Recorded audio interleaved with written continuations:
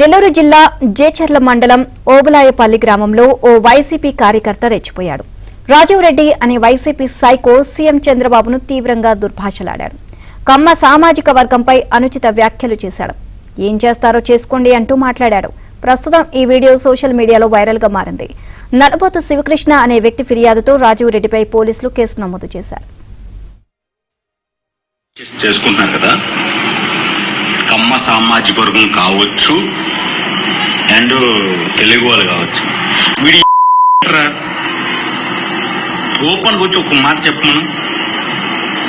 రెడ్డి, కమ్మ, మాదిగ, మాల, యానాది, ఎరికిలి, సాయిబు, బలిజ తీసిపోతున్నాను. రే కొంచెం ఉండాలిరా. మనిషి పుట్టాక రామారావు గారు ఉన్నారు, ₹2 కిలో బియ్యం పెట్టారు. ఏం పెట్టారా? అరెస్ట్ చేయండి.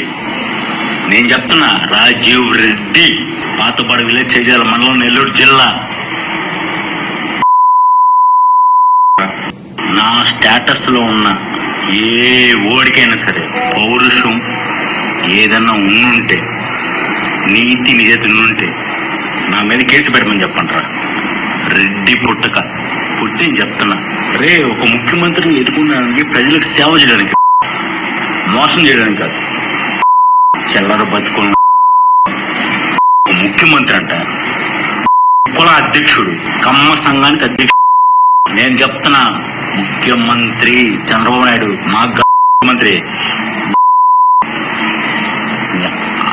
అట్లా ఆడవాళ్ళని మాట్లాడడం తప్ప నేను అంటాను. కానీ ఏం నీ